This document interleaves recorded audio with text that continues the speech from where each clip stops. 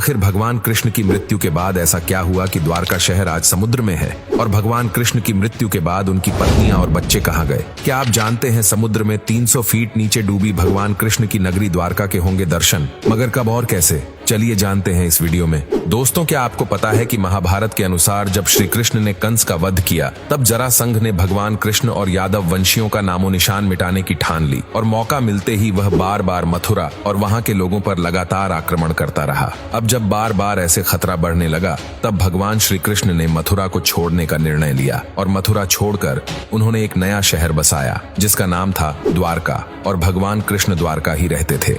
दोस्तों, भगवान कृष्ण 36 सालों से द्वारका में रह रहे थे, लेकिन अचानक भगवान कृष्ण के बाद द्वारका शहर समुद्र में समा गया। दोस्तों, पुराने ग्रंथों की माने तो इस शहर के डूबने के पीछे 2 मेन रीजन बताए गए हैं, जिसमें से पहला कारण यह बताया गया था कि भगवान कृष्ण ने महाभारत युद्ध में कौरवों पर जीत प्राप्त करी थी और दूसरी तरफ कौरवों की माता गांधारी के 100 पुत्र उस लड़ाई में मारे गए थे और इसी वजह से उन्होंने भगवान श्री कृष्ण को श्राप दिया कि जिस प्रकार कौरवों का नाश हुआ ठीक उसी तरह यादव वंश का भी नाश होगा, और उन्होंने कहा कि तुम्हारी ये द्वारका नगरी भी तुम्हारे सामने ही डूब जाएगी।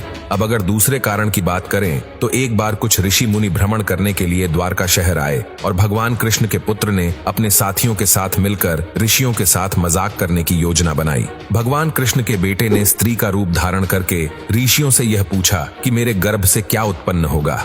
अब इसके बाद जब ऋषियों ने देखा कि यह हमारा अपमान कर रहे हैं तो उन्होंने गुस्से में आकर बोल दिया कि यह पुत्र एक लोहे का मूसल उत्पन्न करेगा और भगवान कृष्ण और बलराम को छोड़कर बाकी सब लोगों पर उस मूसल का प्रभाव होगा।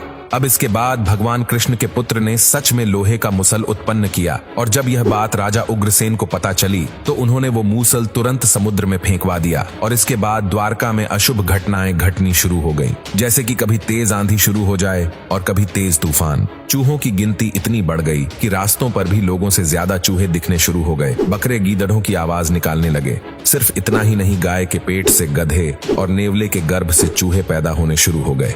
अब जब भगवान कृष्ण ने ये सब होते हुए देखा तो उन्हें पता चला कि कौरवों की माता के दिए श्राप का सच होने का समय आ गया।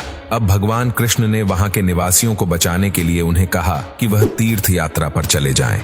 अब दोस्तों, सभी समुद्र किनारे जाकर आवास करने लग गए और एक दिन ऐसा हुआ कि वहां पर किसी कारण लड़ाई हो गई और उस लड़ाई में भगवान कृष्ण के सारे पुत्र मारे गए।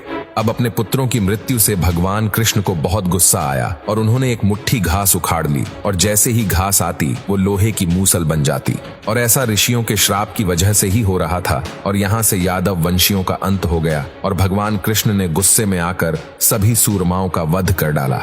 अब इसके बाद भगवान ने अपने दोस्त से कहा कि वो जल्दी से जाकर अर्जुन को ले आए और उसे सारी घटना के बारे में बता दे ताकि वो सारे गांव वालों को एक सुरक्षित जगह ले जाएं।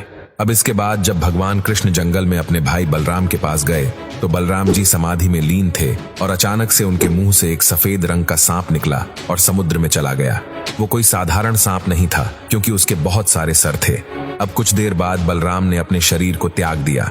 अब भगवान कृष्ण जंगल में कौरवों की मां के श्राप के बारे में चिंतन करने लगे और तभी वहां पर एक शिकारी आ पहुंचा और उसे दूर से ऐसा लगा कि वहां कोई हिरन है और उसने बाण चला दिया। लेकिन जब वो आगे बढ़ा तो देखा कि वहां तो भगवान कृष्ण थे।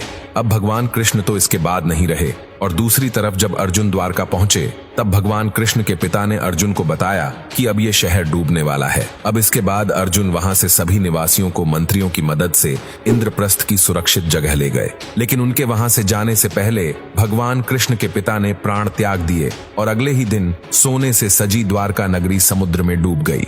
दोस्तों, एक रिपोर्ट के मुताबिक समुद्र में द्वारका शहर के पुराने सबूत मिले थे जिसमें कुछ तांबे के सिक्के भी मौजूद थे और उसके बाद ये पूरा का पूरा नगर ही खोज लिया गया।